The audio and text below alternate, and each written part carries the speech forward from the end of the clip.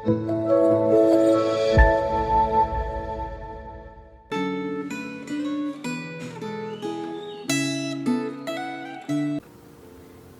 saudara yang dikasihi Tuhan, saat ini kita sudah memasuki di dalam masa-masa Minggu Sengsara, memperingati karya kematian penyaliban Tuhan Yesus Kristus.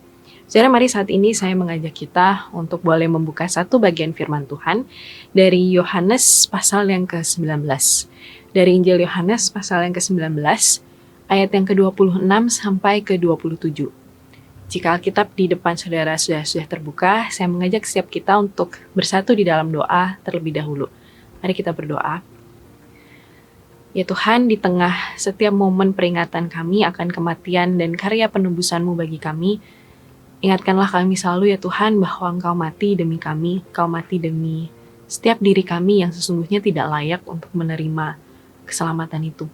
Tapi ya Tuhan, hari ini kami mau kembali bersyukur, kami mau kembali menyerahkan setiap diri kami ke dalam tangan-Mu.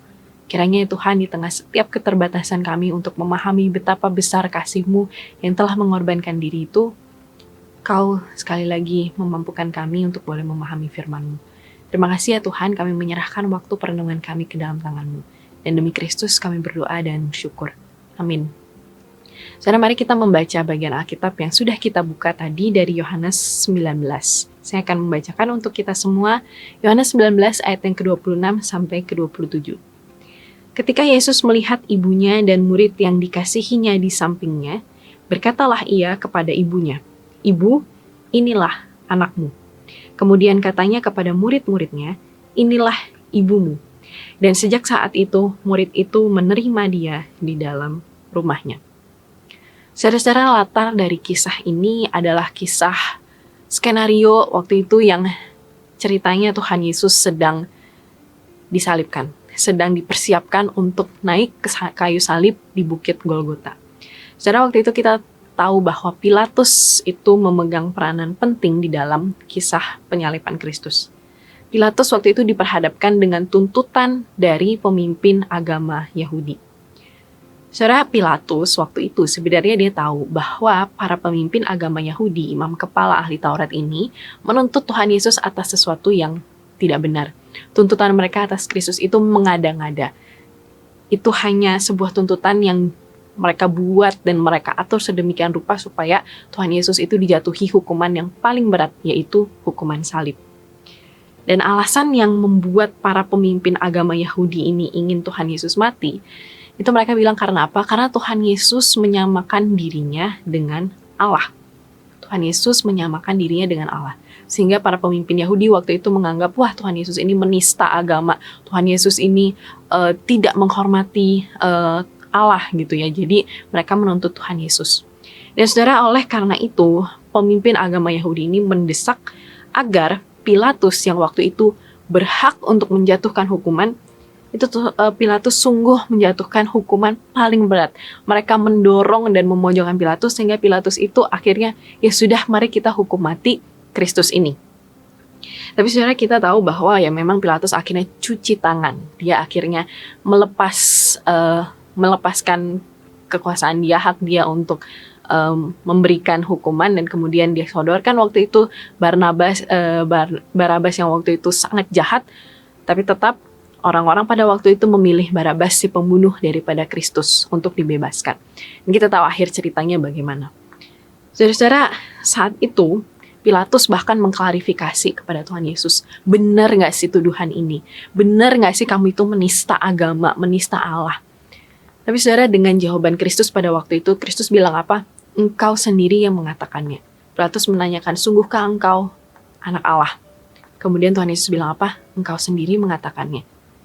Saudara, jawaban Kristus ini tidak membuat Pilatus akhirnya semakin confirm gitu ya. Wah, ini Yesus tidak bersalah, jadi kita jangan hukum. Enggak, saudara. Pada waktu itu, Pilatus tetap memilih untuk cuci tangan. Dia tetap memilih untuk, ya sudah, gak mau lagi ikut campur. Karena dia pikir kekuasaannya nanti akan terancam kalau dia tidak mengikuti keinginan mayoritas. Yang waktu itu ingin Tuhan Yesus mati tentunya.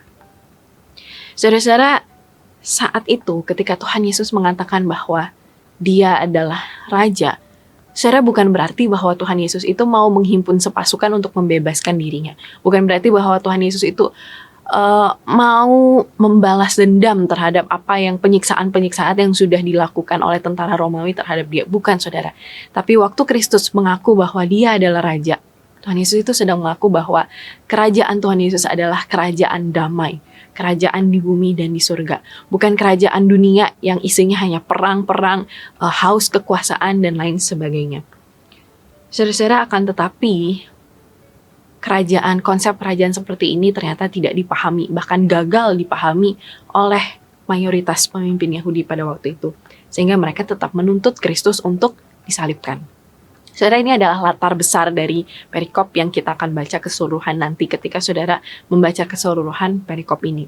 Tapi saudara, di tengah-tengah drama, di tengah-tengah kisah yang begitu besar, begitu panjang ini saudara, terselip satu kisah, adegan yang mengesankan di tengah peristiwa penyaliban Kristus, yaitu Kristus melihat Maria, ibunya, dan murid yang dikasihinya.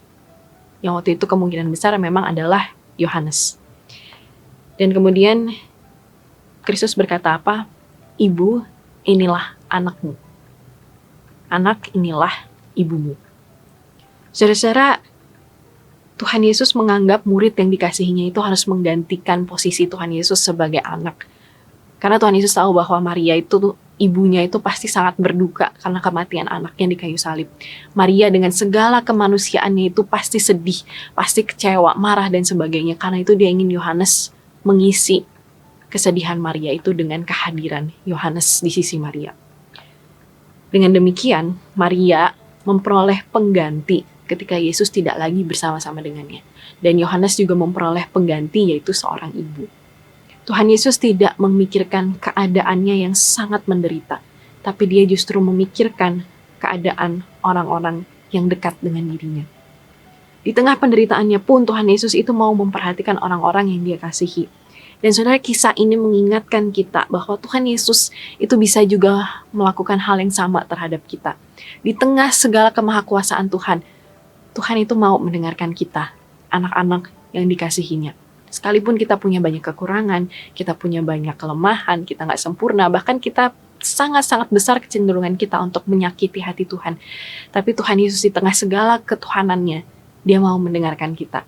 Dia mau mengisi hati kita dengan kehadiran orang-orang yang kita kasihi, bahkan dengan memberi dirinya sendiri. Saudara, Tuhan Yesus tidak pernah terlalu sibuk untuk mendengarkan kita. Tuhan Yesus tidak pernah terlalu lelah atau bahkan dia abai mendengarkan apa yang kita inginkan. Saudara-saudara, kematian Kristus di kayu salib bukan hanya dinyatakan bagi orang yang dekat dengan dia, tapi juga bagi kita yang sangat bergumul untuk mengasihinya. Saudara, John Piper dalam tulisannya The Passion of Jesus Christ, dia berkata begini, "Salvation is not a good news if it only saves men from hell and not saves them for God."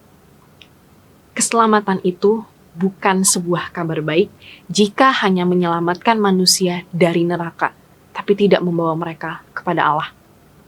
Saudara-saudara, adakah saat ini di tengah perenungan kita tentang karya Kristus, tentang penebusan Kristus, kita sedang memasuki minggu-minggu sengsara saat ini, minggu di mana Tuhan Yesus itu mulai menderita, mulai memasuki masa-masa penyalipannya. Saudara, adakah saat ini kita nggak cuma merenungkan dan kita bersyukur karena kita dibebaskan dari maut, dari neraka, tapi kita juga bersyukur dan membawa diri kita lebih dekat lagi kepada Allah.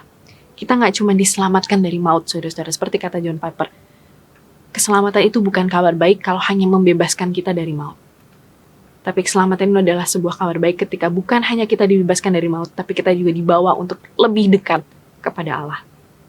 Maukah kita saat ini dengan sengaja mendekatkan diri kita kepada Tuhan melalui cara apapun, berdoa, saat teduh, baca Alkitab, melakukan aksi-aksi sosial karena kita juga bisa melihat wajah Kristus dari orang-orang sekitar kita, ataupun apapun pelayanan yang kita lakukan. Adakah kita saat ini sengaja memberi diri untuk mendekatkan diri kita kepada Allah?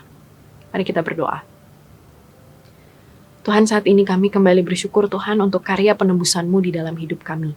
Ketika kami sangat bergumul Tuhan untuk merasakan kasih-Mu, kami sangat bergumul untuk mengasihi Tuhan. Tuhan, Engkau tidak berhenti mengasihi kami. Engkau tidak melepaskan tangan-Mu dari kami. Bahkan Engkau memberikan nyawa-Mu bagi kami. Ya Tuhan, saat ini kami mau berdoa Tuhan, agar di tengah-tengah pergumulan kami untuk merasakan cinta dan kasih dari Tuhan, Tuhan tetap hadir dalam kehidupan kami. Tuhan tetap hadir melalui wajah orang-orang di sekitar kami, orang-orang yang kami kasihi, orang-orang yang mengasihi kami. Bahkan di tengah wajah orang-orang yang mungkin membenci kami atau tidak kami sukai. Tuhan hadirlah ya Tuhan di dalam setiap pergumulan kami untuk merasakan kasih Tuhan. Dan saat ini kami menyerahkan kembali diri kami ke dalam Tuhan, kiranya Engkau yang memberkati dan menolong setiap kami.